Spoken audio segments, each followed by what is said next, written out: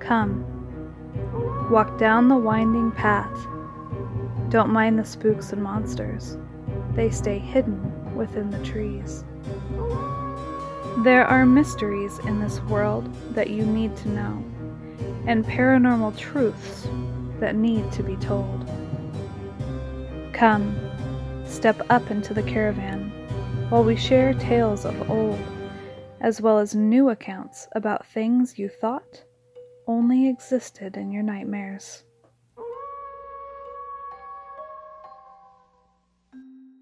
Hello, and welcome back inside the Caravan Library of Lore.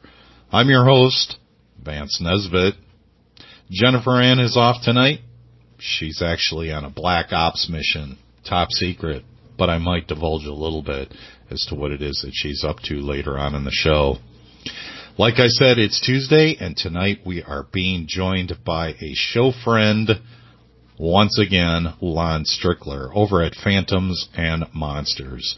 Lon Strickler is an accomplished author, and we're going to talk about his latest book that's coming out called The Mothman Dynasty. You can also find Lon as a co-host over at Arcane Radio with Sean Forker and Butch Witowski. Each one of these individuals brings their own personal experience and expertise to the Arcane Radio show, which you can find their show over at arcaneradio.com. There's been a few things that Lon has put together called the Task Force, the Phantoms and Monsters Task Force, in which I'm a part of, being that I live in the Chicago area here.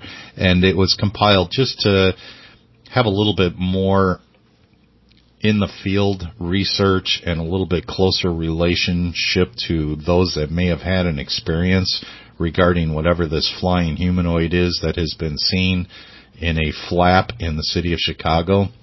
And being part of that, it seems as though some politics gets involved when this type of thing happens, and it does happen from time to time, being that it's this type of a community where a couple of defectors might run off and take that information and call it their own and then try to publicize it themselves. At the Caravan Library of Lore, we stay out of politics, whether it be governmental or internal politics. It's just something that we try to stay away from. However, there's a couple of points that I want to bring up with Lon also about what has been going on. But I want you to stick around and listen to what's been going on in Lancaster County in Pennsylvania. We called it the Farm. Very reminiscent of the Skinwalker Ranch in Utah. If that whole subject of Skinwalker fascinated you, stick around and listen to what's been going on at the Farm from Lon Strickler as well. So thanks, Lon, for joining us, and thank you all for joining us. I know that, like I just said, we don't do much in politics on this show. I stay away from it. I stay away from it because everybody's entitled to their own opinion. However, speaking of politics, it does seem that the task force has had its share of politics as of late. Yeah. Especially for some that have taken information and run with it and then not really share the credit with where that information is coming from. Yeah, I think Tobias is more upset than anybody because, he's known her and he works with her. Uh-huh. And that kind of threw him for a loop. Tobias or Manuel? No, Tobias. Yeah. Well, I know he was upset, and I know that Manuel put up a post too, and rightfully so. If you don't say something, then you're just going to keep getting taken advantage of if you don't say anything. So, I was checking her out for a while, and when I did hear the show, then she was scheduled for another show, Midnight in the Desert with Heather Wade, and the night before the show, I got a hold of Heather and told her what was going on. Now, I don't know I don't know if Allison did the show or not, but I haven't heard any recordings about it.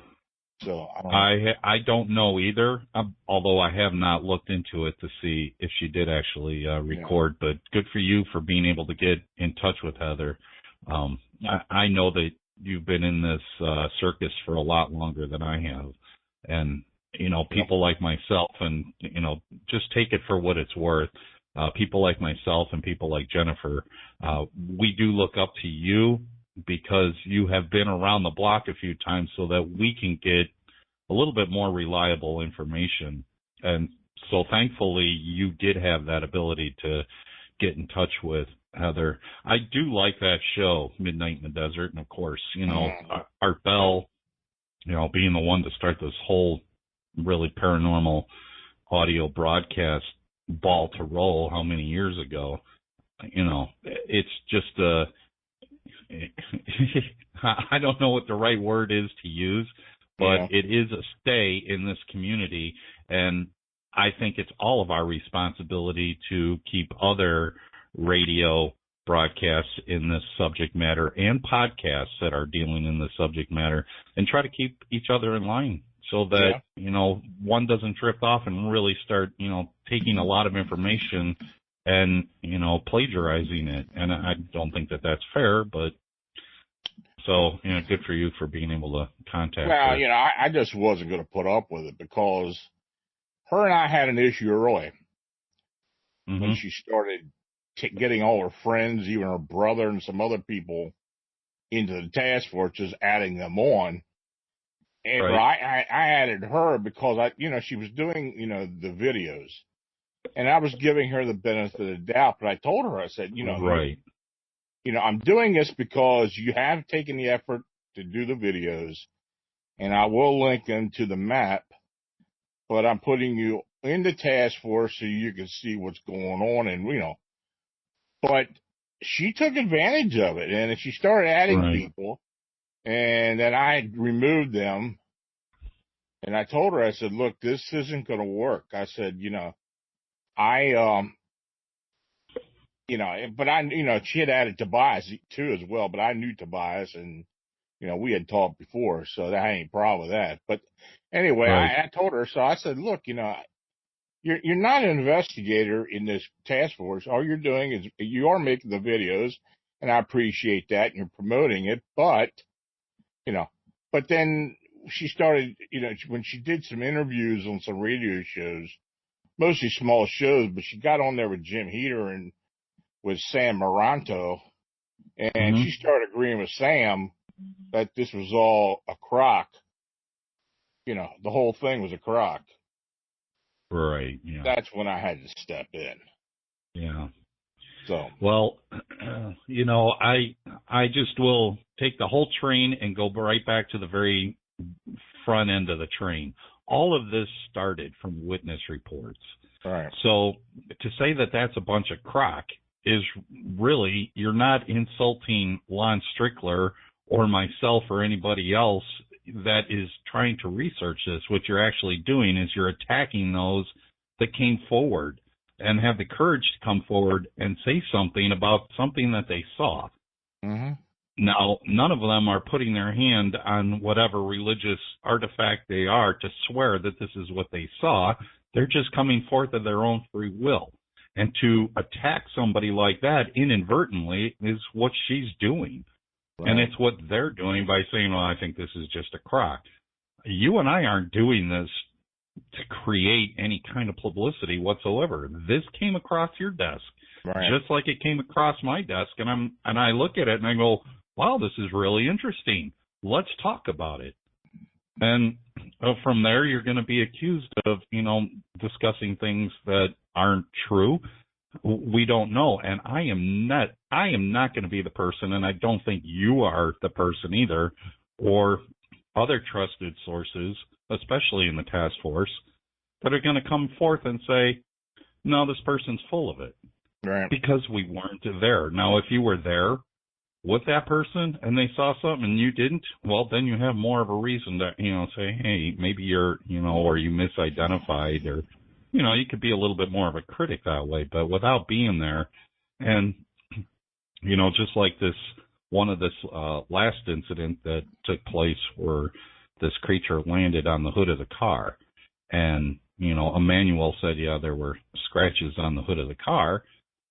Something happened.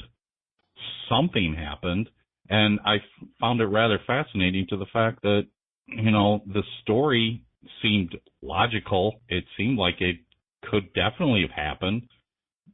But again, I wasn't there. But, right. When it comes across my desk and I see it, I'm like, well, this is really interesting. Let's talk about it.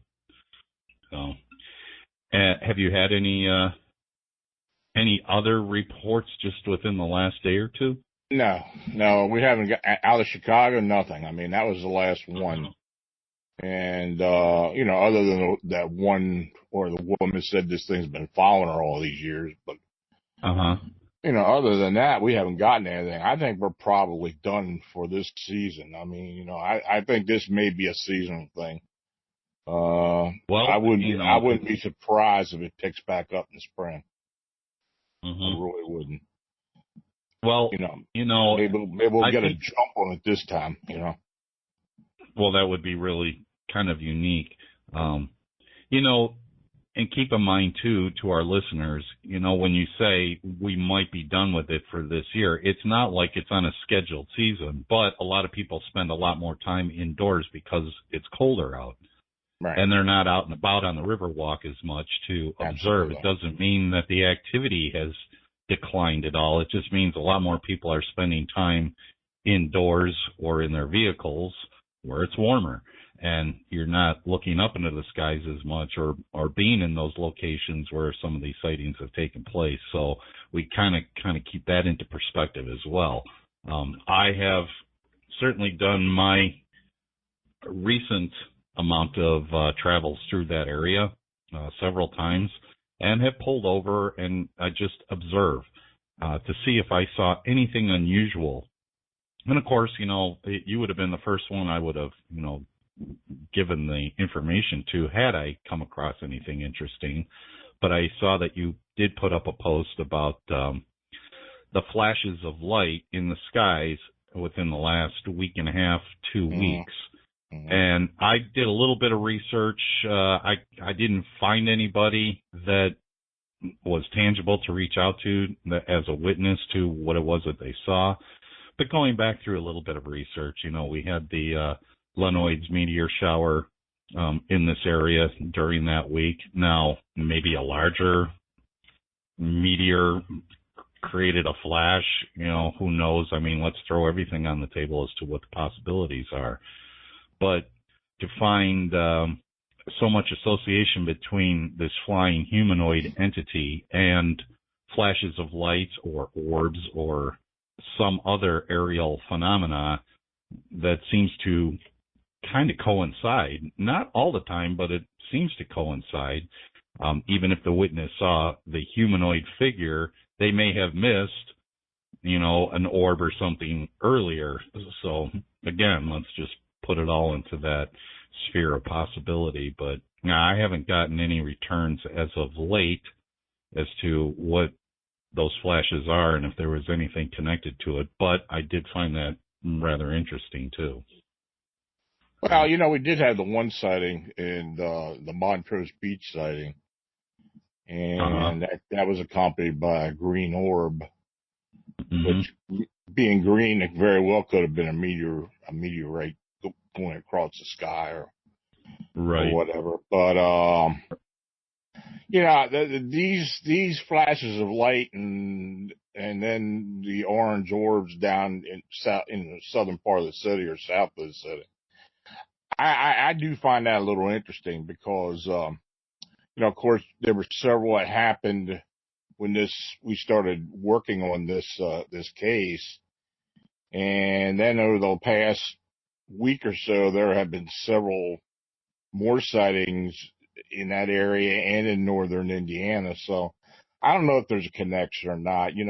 Chicago's got a long history of UFO activity. The lake itself as well. So, it may be coincidental, but, I'm looking at everything, Oh, I'm looking at everything too. And here's the funny thing, which this as well as I do. we've looked into this for how many years, and yet our book of answers is still empty. We don't have those answers yet. Even on, the multiple sightings where you have, 1,000 people or even 100 people that all saw the same thing, and you're still coming up with zero answers. Look at the 6-7 years ago with the UFO that was hovering over the control tower at O'Hare. There were a lot of witnesses to that, and yet it just kind of got shut down and said, no, it was a cloud formation or it was a weather anomaly. I didn't see it, but I found that rather interesting because I've seen. I got a feeling there was something more to that than, at the end the FAA and the airport and them are going to even admit to. To be an updraft or something like going through a cloud, I don't really buy into that. Yeah, no, I agree with you. I think that there was something to it. And, the day that happened, and to listen to the reports on television media, they just made a mockery out of it. Yeah. And, the reporters couldn't even get through the report without, just kind of making jokes and smiles. And I still see that to this day, even with some of the Bigfoot sightings that have come to the forefront, and then, it makes its way across a television screen, and they just go ahead and make a complete and total mockery out of it. And it's to be expected. I think that's probably part of the agenda is to, keep downplaying this. You people are losing your mind. This really doesn't exist. I don't think that there's a playbook in the media room, but when you're subject to downplaying a subject like that for so long, you just kind of fall right into that position when you're trying to report the story that, this, whatever, it's a fairy tale. Not necessarily, because, they're not exposed to the witnesses like you and myself are, and to see the reaction. And okay, yes, definitely something happened here, and look at this. Here's some photographic evidence. So, unfortunately, but yes, I tend to agree with you. I think the FAA probably got involved to shut it down to say that it was a weather event. But I have seen my share of UFOs in this area. Yeah. And it's only because I do spend more time looking up than I do looking down. And some of it I can explain after a moment or two going, oh, wait, that's just sun reflecting off an airplane that's banking into O'Hare. And okay, I'm good with that, but there's been some things that I have seen that were clearly under intelligent control that are just not conventional flying aircraft. And, fortunately, this last event that I did experience, I experienced it with one other person, and the two of us saw it, and one got so upset by it that he dialed 911. Mm-hmm. 6 of these things shot due east, and 4 of them shot straight up in the air, but they were in the area for probably all of 3 minutes before they parted way. And for the speeds that these things moved at, there is no way that this was in the area in which I live in. This is not a military controlled area whatsoever. There's nothing really sensitive. The only thing that's close by is the Fermi Lab, which is the Department of Energy, and they have the collider. But, for a military installation, it's not. It is a protected area, but I just don't draw the correlation between the two whatsoever. No. But, he dialed 911. I checked into a lot of that. Of course, that collider's been shut down now for several years, supposedly, So, their last experiment there, it's not shut down. I mean, it's still a very active lab. Yeah, I drive past there 3-4 times a week. Right, but they just brought in, 5 years ago, they just brought in and it was a huge process because they brought it in off a barge on the Mississippi River, and then they had it trucked over, and they could only truck this thing at less than 20 miles an hour, but it was a gigantic magnet. Uh-huh. And it was part of the accelerator program. But putting that entire project together is, it's years in the process to do that.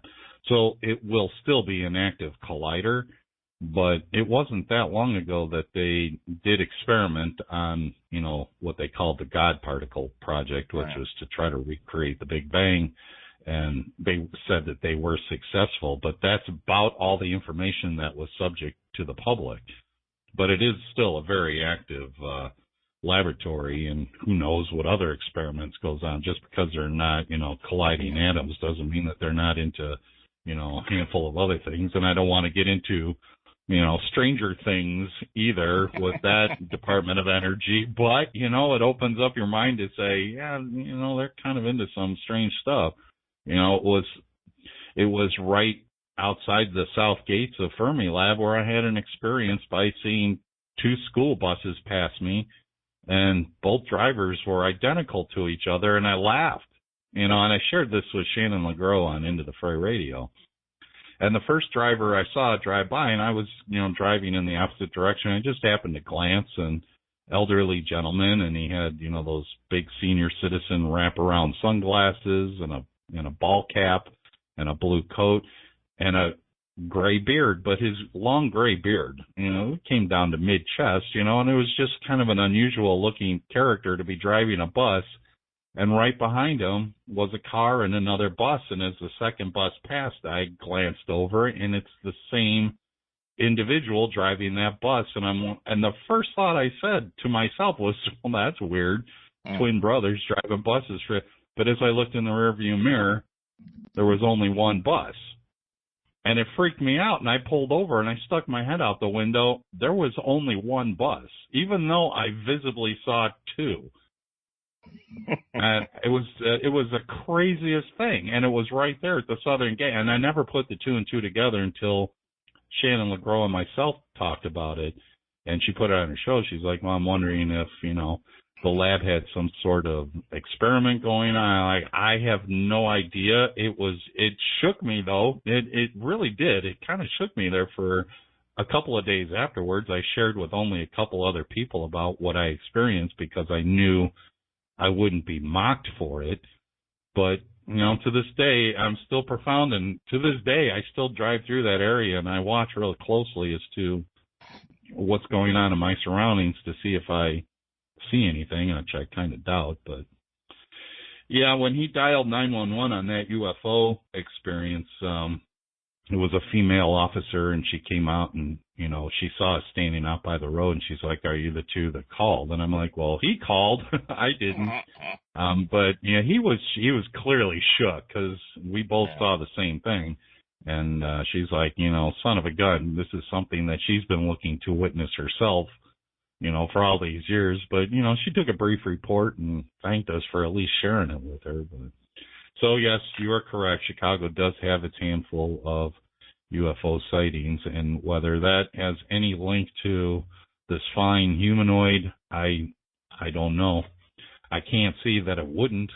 It would seem logical to me. Well, maybe there's just a lot of, there's just a lot going on around there, and we don't have the answers now. We got a few working theories.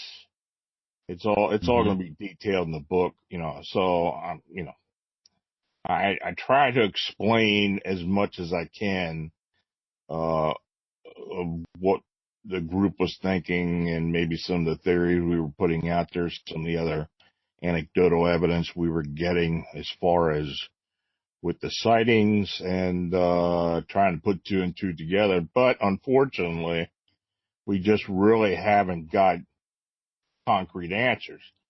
And the way this thing is kind of waning off now, which I believe is probably the weather, most likely, because like you said, less people are out.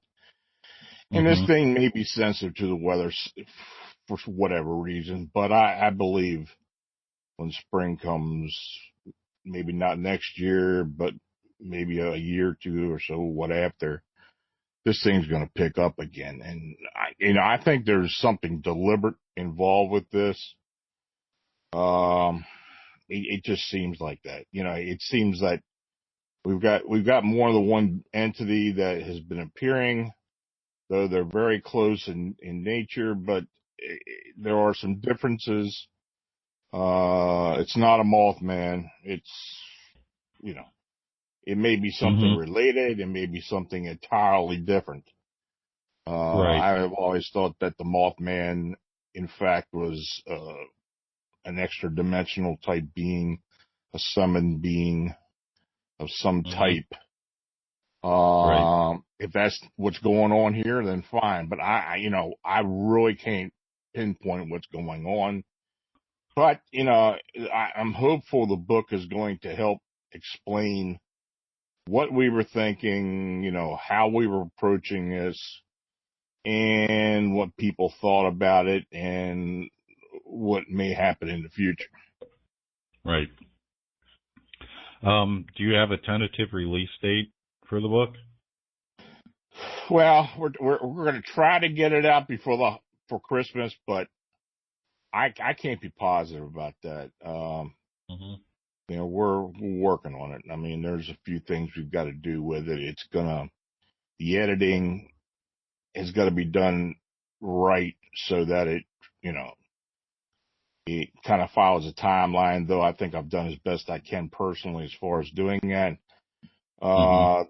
It's gonna be structured a little bit differently than most books. It's not going to be like a novel or anything. This is going to be kind of put out there as things happen, and as with other examples of similar type of sightings, or at other places, or other type of sightings within the Chicago area. So there's going to be a lot in there. I mean, people are going to be able to draw some comparisons, and for the most part, it's all original stuff. I mean, I do go into some historical aspects to the flying humanoid phenomena, maybe a few religious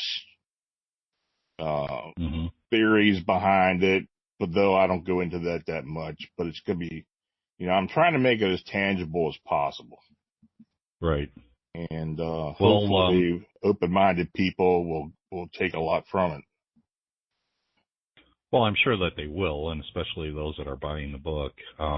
Monsters Among Us by Linda Gottfried is doing her really well. And that's all that is. It's a collaboration, and I'm sure you're familiar with the book, being that we're all friends. Yeah. It's a wonderful collaboration of stories and experiences that people have had. It's not written in a novel. It's just, here's what happened, and this is the information that was given. You can make of it whatever you want to make of it. But, like I said to you earlier, the book itself, just looking at the cover, is going to be able to jump off the shelf and catch people's eyes to say, well, this looks really interesting. And let's hope so. I mean, I'm not really writing it for anything else other than it being a guide to what has been going on.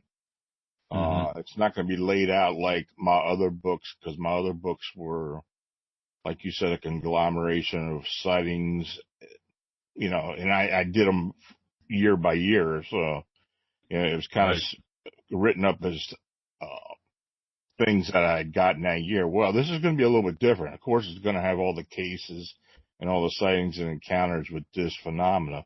But there's going to be a few other things in there that are original, that have been sent to me, and that tie into a lot of what has been going on, and what kind of theories we have been picking up along the way. So, it's going to be interesting. I think people are going to enjoy it. Well, I'm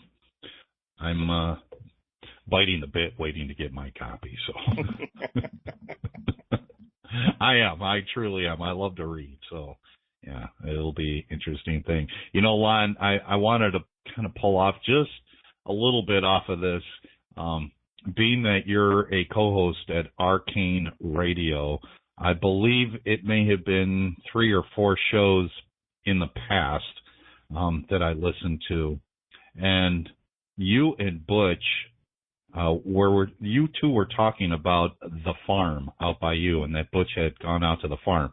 Could you kind of give us what that whole story is, what's going on at this farm, and some of the experiences that have gone on there? Because I would like some of our listeners to be able to tie into that, and then they can follow up by going over to Arcane Radio and listening to it themselves. But yeah, what's going on with the farm? Well, this was a report that Stan Gordon had received from northern Lancaster County, which is it's very near Butch. It's about an hour and a half from me.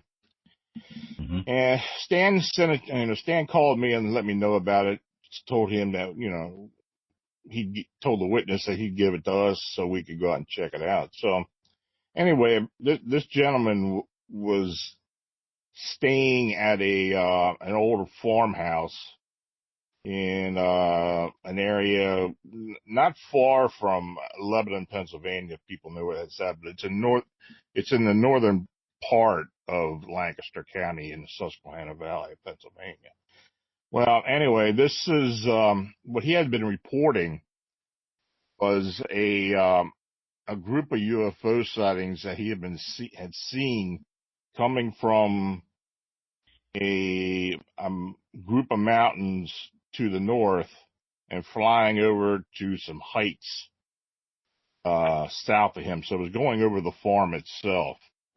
And this farm sits in a fairly good-sized valley. And there are other farms in the valley and some residential areas. So he was concerned about that. And as well, at the same time, Butch was taking a lot of reports around this area, a lot of different UFO activity.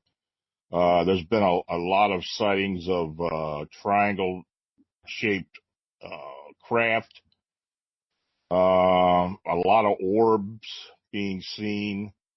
We had taken some photographs of these the donut-shaped type craft that were fairly high up, but when you got some definition to it, you could see it was shaped like a halo, basically. Mm-hmm. So it was a lot of different stuff people were seeing. Well, anyway, Butch went over to this location, and he met with the witness, and they were out there in the back part of the house in the farm where they were actually building a 300-foot long chicken house. It's going to be part of a new business that's being started where they raise chicks. And when they started grading the land, all this stuff started happening. So this gentleman had talked to me.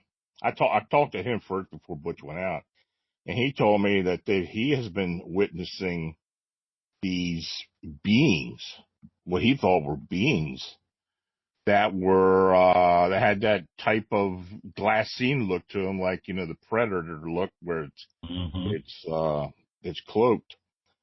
And he's been seeing these things, and so I told Butch about it. I said, hey, you might want to go out there with this guy and check this out with him. Well, Butch went out there, and he witnessed it himself. He saw two of these so-called beings, or two of these anomalies. One was on top of the chicken house, and there was another one by a doorway. So, he had gone out there several times. So eventually, in, I guess it was maybe mid-February, my son and I drove up there, and, we were talking by that time, the witness had moved out. He was gone. The guy who lived in the house, who owned the property, he was still there. And, we talked to him about it. He was I don't really think he was that interested in what's been going on, though. He was a nice enough guy to let Butch keep coming on the property and investigating it. So anyway, we talked to him for a while. So we went out there. I mean, it was cold too. It was cold that night. It was probably at least 20 degrees, if not less. And, we were out there freezing. But anyway, we were out there, and we walked around the back, and Butch told me, he said showed the chicken house, said what had been going on. So he had a FLIR device, and he was keeping it on that area. And these, as he had done before, these two anomalies kept showing up in the same place. But it was weird because their temperature, the temperature of these two anomalies was like in the mid-20s Fahrenheit. But the surrounding area was cold, but not as cold as these two anomalies, which was weird. I mean, he took a temperature reading of the ground, which was probably, I think I remember, between 40 and 50 degrees. I was walked in front of him towards the chicken house. He was getting about 65 off of me. And anyway, to my left, there was a huge pile of dirt from when they did the grading. I mean, this thing was at least 15 foot high. It's huge. And to the right of us is an old farm pond. The area itself has got a lot of springs and such, so this was a settling pond. So while I was standing there, I started picking up sounds on my right side, and they sounded just like drumming sounds and chanting. Mm-hmm. And I went back. My son and Butch were behind me, and I told them about it.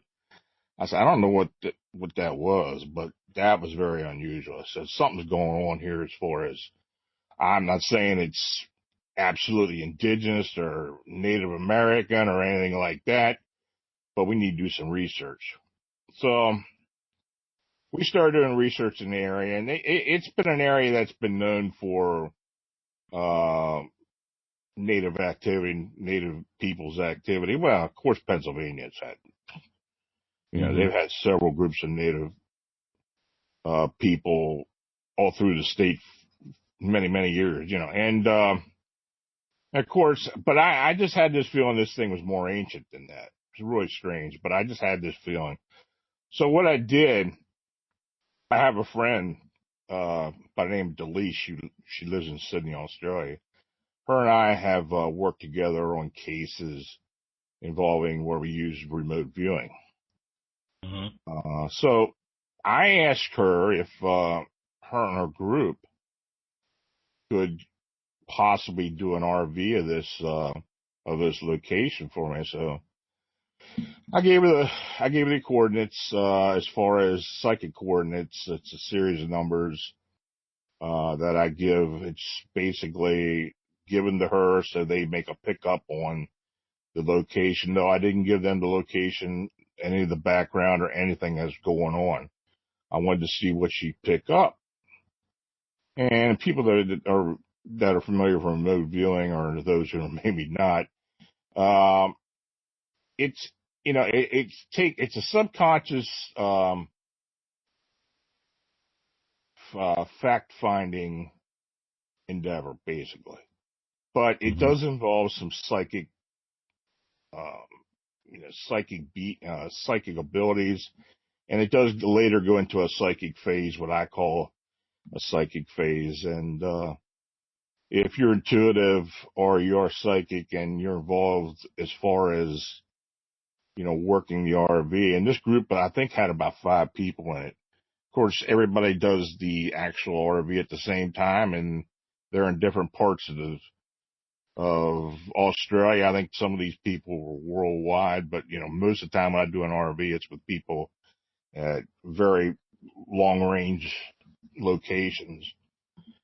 And eventually we take all the information put together and discern what was going on, kind of like a debriefing, and you come up with a report of your findings. Well, that's what happened here. So when Delise gave us the report, it turns out that it's definitely indigenous, most likely ancient. I had a sense that this, and I'm not saying it was a burial ground, but I think it was an area, because I had done personal RV on the location, and she confirmed it, that it was some type of possibly ceremonial, or from the information that we discerned from some of the research, it could have been a cremation site for warriors. Now, the Susquehannock Indians, though there's not a whole lot of information available about them, but they were known to cremate the remains of certain warriors or leaders, and I think it probably goes back further than that. But that's where we are, and basically, we feel that these two entities that are at the location are basically sentries or guardians of some type. But they remain. They have moved around a bit, but they still remain there. The pile of dirt, I believe, possibly contains some of the remains, because Butch said he saw one of the anomalies on the dirt pile recently.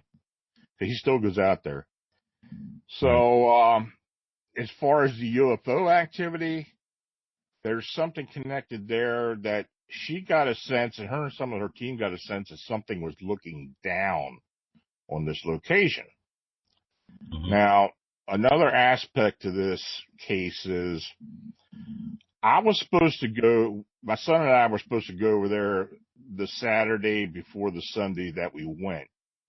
And for whatever reason, I received a message to not go there. Now, I don't know. I mean, you know, I am intuitive. I mean, I've known I've been intuitive since I've been 8 years old. And I do pick up a few things, but we were supposed to go over there Saturday. I called Butch. I said, the night before, I said, look, I'm not coming over there. I'm being told not to come over there. Well, that Saturday, a major storm hit. And I mean, there was tornado activity in the area, and it hit this valley where this farm was. But the strange thing about it was there was a lot of damage around the farm, in other farms and other residents. Like, trees were pulled up, silos were dumped, some trucks were flipped over, but this farm sustained no damage. And in fact, there was a pile of leaves behind this house that has been there ever since the fall before, and it didn't even move at all. It's just like this whole area was protected from this storm, and it went around it on both sides, which was really strange. A protective dome. Something like that. It's right. The way it was told to me by Delise is that there was some type of protection from above, almost like there was an opening from above that was watching down on this location. So a couple of weeks after that, maybe a month or so after that, the guy who lives at the house, he's got dogs, so he had the dogs out, and they were walking around the pond. And when he was coming back, he started hearing this drumming and chanting himself. Wow. He told Butch about it, and Butch told him, because Butch hadn't told him what I heard. He said, well, Lon was standing out there, and the pond was to his right, and from his right side, he was hearing this drumming and this chanting. So there's something going on there. Now, Butch has been in and out of there a couple of times. And in fact, there's another location not far from there where there's some similar activity going on. We haven't really checked that out yet. We're just waiting for some, the ability to get in there. But, I don't know what is going on there, but there's definitely something that's spiritual, but it's connected to some of the activity that's being seen above it. Right. And, there's, it's just hard to explain. Has there been any native culture left in that area? Ancestors or anything of, First Nations people that might still be in the area that have extended any kind of warning that, no, we stay out of that area, or? Yeah, we've looked into that, and there's nothing. Okay.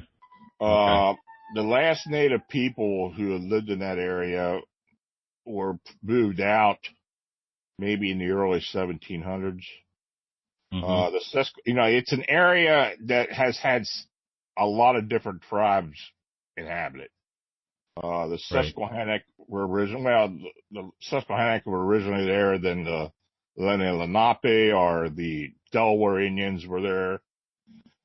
Then, the Shawnee, and then the Nanacook, and, nothing's there now. So, the only thing there is whatever energy has been left there. Right. I only ask that question, because, and I'm sure I'm not the first one to draw a correlation of similarities between that activity and what happened at Skinwalker. Mm-hmm. Although at Skinwalker, the tribal lore is, we don't even, you stay out of that area. Mm-hmm. It doesn't offer any information as to what it is, but they know you stay out of that area. But I find it rather interesting that the same effect happened when you start disturbing the earth. This activity starts to come up and abound, and there were a lot of witness sightings to things that were just unexplainable. And I know that there's been other locations throughout the continental U.S. plus worldwide, but at least in the continental U.S. where it seems like the same type of activity.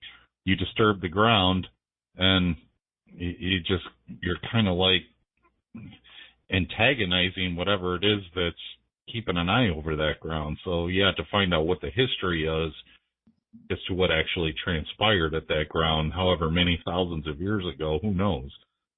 But well, we find a lot of things like this out in the Four Corners area and into New Mexico, and any areas that were indigenous and still have reservations for the Navajo and the Apache, Hopi, and of course northern there in Utah we got the Utes.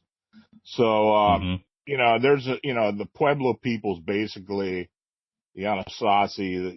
It's a lot of there are a lot of locations that are well known to the people through their history, through their lore, that you don't mess with. And there's a lot of strange stuff. People, just like Chaka Canyon. I mean, you hear about people that go out there and just experience all kinds of weird stuff.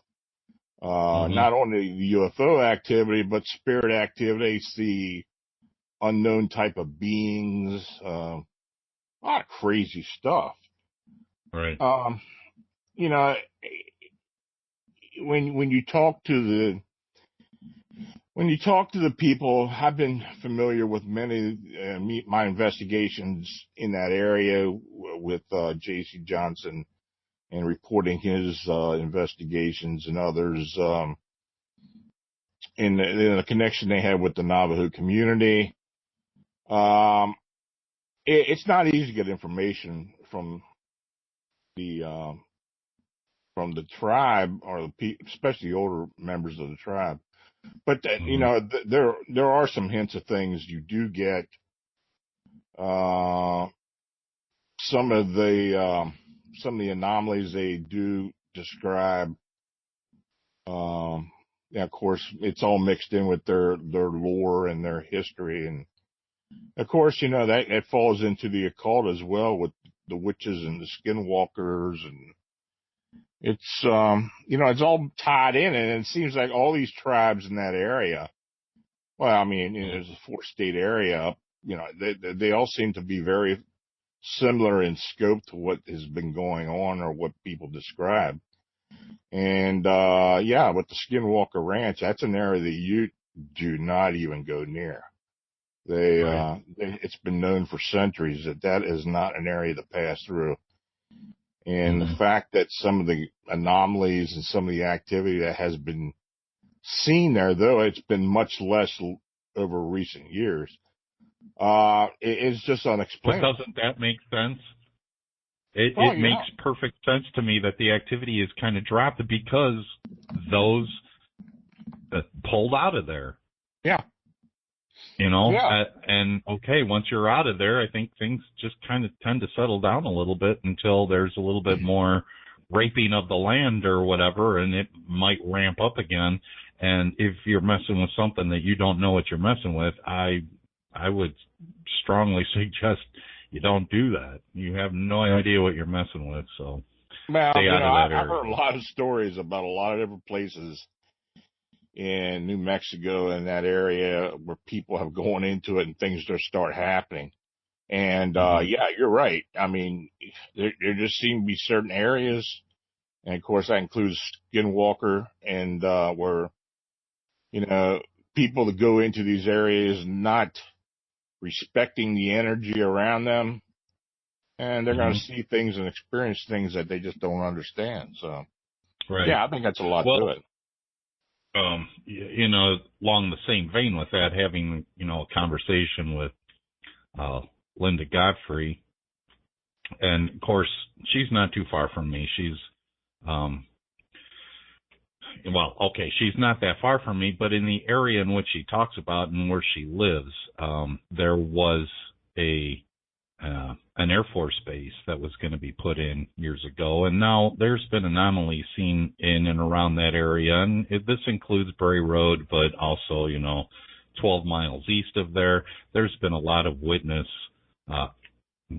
anomalies, cryptid beings, the upright canid, Bigfoot sightings, and when this area was being manipulated to become an Air Force base, they had done a lot of underground tunneling, obviously, because a lot of the base was going to be underground.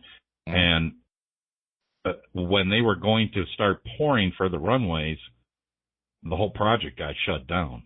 It completely got shut down. They plugged up all the tunnels, and it was just speculated through, one person saying something to somebody else, and kind of the word gets out is that, no, what's in the underground is not to be out. Just close the whole project up altogether. And I think these locations exist everywhere, which just until you start destroying the land around it is when you really find out what you're messing with. And so, it's right in my backyard too. I've been up there several times, but, I've never tried to access anything because Linda was actually the one to let me know what the history was behind that. And I'm kind of glad she told me that after I was there. So I may not have gone at all had I run into, an upright dog man or walking canine or whatever. Stay there. We run into the same thing around here. I mean, Pennsylvania itself has had a long history of weird activity, and the government and military have used a lot of different locations, especially during the World War II. I mean, a lot of different locations for industry and for secret research and such. And it seems that these areas to this day still seem to have the residual from being disturbed or things going on there. And, especially with the more recent activity in central Pennsylvania with this upright canine activity, it's not as much as it was, not near what was going on. For about a year and a half, though, we were getting a lot of reports in the area of what we designate as a lichen loop, which extends from Clearfield County, the area north of Clearfield County, down southeast into southern York County, southern Lancaster County.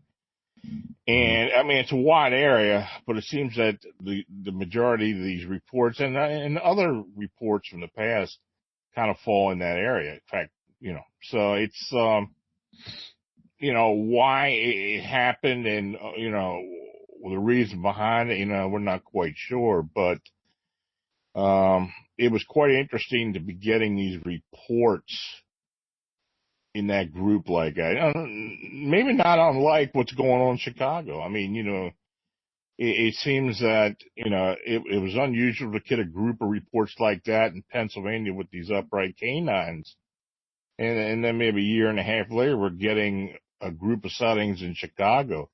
I mean, what's next? I mean, right. Is this gonna be a trend to where, a certain area becomes hot for whatever reason, and all this unexplained activity starts picking up. I mean, that's something, and that's something I'm really aware of, and others are aware of, and why we're keeping our ear to the rail and trying to get an idea of what's been going on. No, it's very true.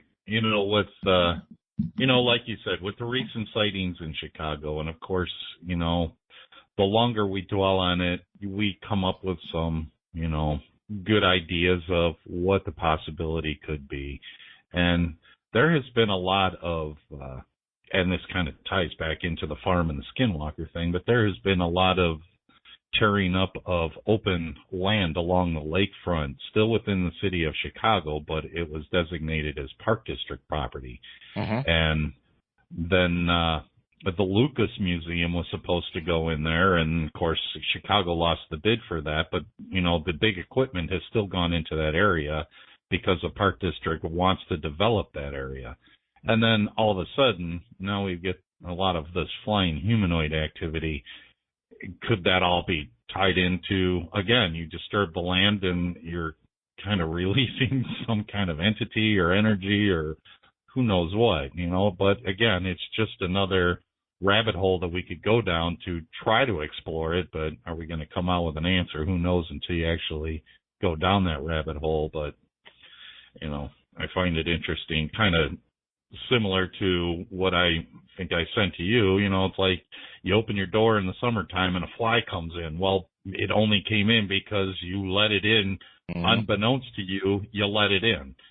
And then, whether it's in a panic mode to get out or get back to its familiarity, or it's just angry, who knows? I'm not a fly, nor do I want to be a fly, but it's certainly not the most pleasant of creatures to have come into your house. Although there's a lot worse, I suppose.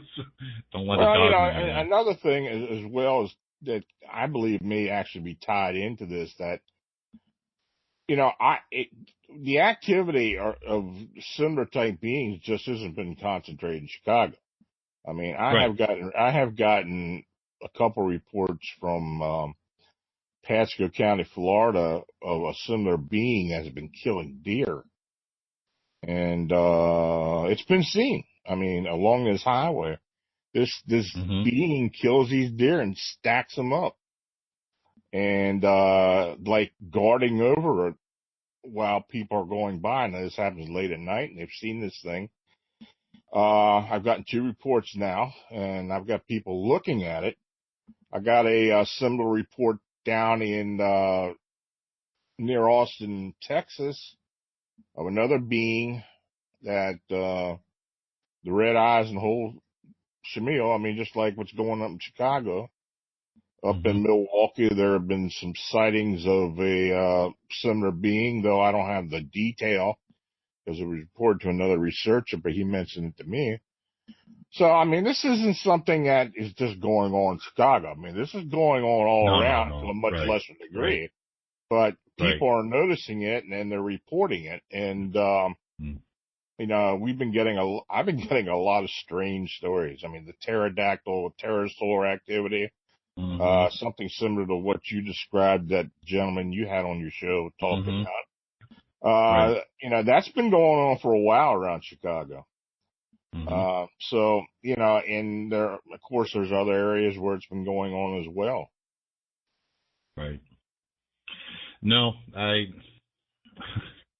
again, that's why we do this, Lon. We're just looking for an answer, and even if we get just a crumb of an answer, that's an accomplishment, and that's all that we're doing behind the microphone here and putting the word out there. But it's fascinating. I love this whole subject thing. Whether I find the answer or not, it's a part of me, and I know it's a part of you. It's been a part of you for many, many years, and I'm glad that we're smart enough to know that there's something going on and it's worth looking into.